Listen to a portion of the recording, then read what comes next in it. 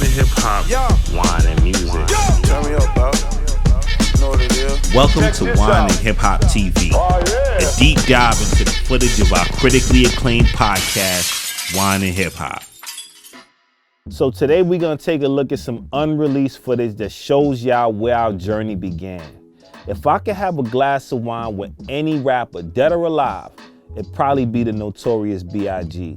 Growing up in New York, Biggie embodied hip hop so much that when we were putting our first shows together, the first guest that we connected with was some of the people closest to him. Junior Mafia's own Lil C's and legendary hip hop producer, Easy Mo B. During the first album, we was like this, almost together like every day. Yeah, I can imagine. I mean, yo, dog. I used to live on Clinton, between Gates and Green, like Chubb Rock said. Yeah. I really did live on that block, Clinton between Gates and Green, and Big lived, Waverly, Washington, St. James, 3 blocks away, around the corner from me. Yeah, That's crazy. So we was together back then, almost every day. He would just come over the crib, or I'll go over there on Fulton on the strip. Him and Lil C's and them standing out on the Ave. Like, yo, what's up? Take a ride with me. And we would vibe out. I play beats to him. A lot of songs for the first album was created right in the car, man. Just riding. That's how a lot of the best music comes up, man. Yeah, I'm telling you. Easy Mo B was actually our first guest on Wine and Hip Hop. Before that, we blended the cultures on our original podcast called Taste the World. You gotta understand it too. You know him. It's like you being a taste tester. You into wine. Right. That's your profession. Right. As an artist too, Big put stuff into it. You know, it was an artist form of it too. You know what I'm saying? Like a lot of things was just thoughts and experience too. But he was putting it together for you to really realize it too. Right. So it was in a business way. It wasn't like he was coming outside every day telling his homeboys, "Yo, dog, I'm ready to die with this motherfucker." So you evolved, you came up, and when I think about you, I mean, you so synonymous with Bad Boy. You know, all the early Bad Boy projects. I mean, like most of Craig Mack's most of Craig Mack's albums. 6 songs on there. Yeah. Then No, 5. 5 on there, and he had like what, 9, 10 songs, something like that. As a total album, it was an average about 10 to 12. It's hard for me to remember. Project Funk the World.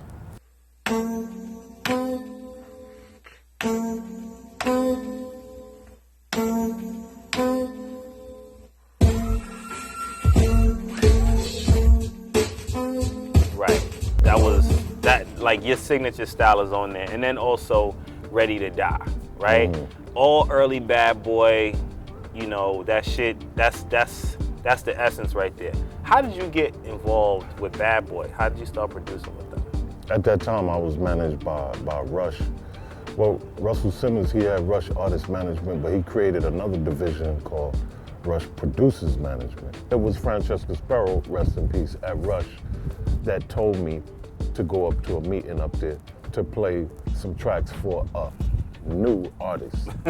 Right. I go up there and the new artist is this dude named Biggie Smalls. And then Puffy and Andre, they telling me they had, you know, another new artist, Craig Mack, you know. And from there, that's how it all tumbled from there. I started playing them tracks. We going in the studio recording. And they liked what they was getting from me. We was on a roll. I thought that I was coming to just do one or a couple of tracks, but they liked the chemistry. We realized pretty quickly that all we talked about was wine and hip hop. So we changed the name of the show. Now, on every episode, I ask guests to pick a song or bottle of wine special to them. I pick a pairing and we discuss our choices on the show. So for this particular joint, but I love the dough, I went with a 1997 Puligny Montrachet Leflaive. And wait a minute, didn't the album come out in 1997? So you see the first what are we doing descriptive here? factor. What are we doing right? here? All right, so the song that you picked was I Love also. I mean, great choice of words. I Love the Dough. Now, why did you pick that song? The whole album had a variety of joints on there. To me, I Love the Dough. It was only a few on the album. The rest of the album was more grimy, but that was R&B. Mm-hmm.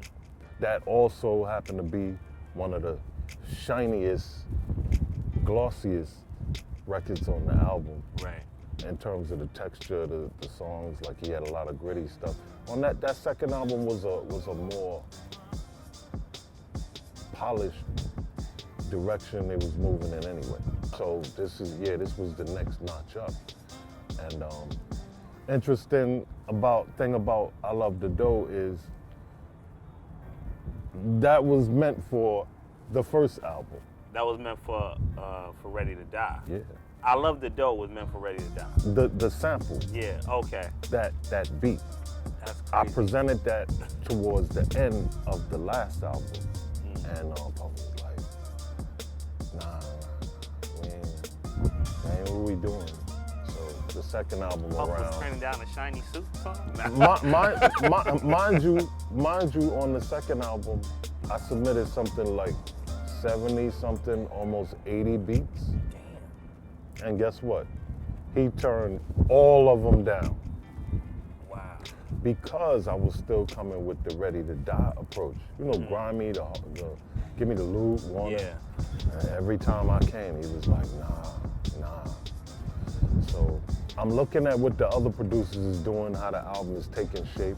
So I thought about when I presented the I Love the Dough concept on the first album.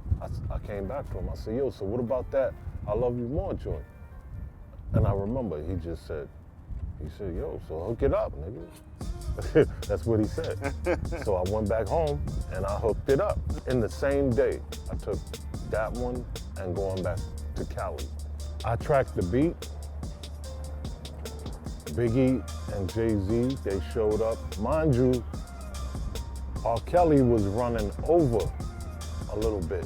I got there, I arrived on time for the session, but R. Kelly was running over a little bit. And I had to wait. And weird Pied Piper shit with masks. Nah, he was doing, he did the Biggie Uppin' You Yeah. Tonight joint right before. Mm-hmm. I was there for a while, got them done, and we waiting for Big to come to the studio. He came and he had Jigga with him, Jay-Z. And so you ain't even know he was gonna be on the song? Nah, I ain't know. Big had this plan all along. So they they both didn't write down, so they mumbling to themselves and like walking around doing that thing. They I don't know, they must have did that about almost an hour or something like that. Then Big, he came over to me, he stepped to me and he was like, yo, me and Jay, we gonna step out. Should we be back? And that was the last time I saw him. And I stayed, I remember. Last time you saw him, period? What? Yeah. Wow. Yeah, that was the last time. I chose this bottle because Leflaive is what the ballers drink. A song like Love the Dough is a soundtrack to my wine auction days, seeing these bottles sell for tens and thousands of dollars.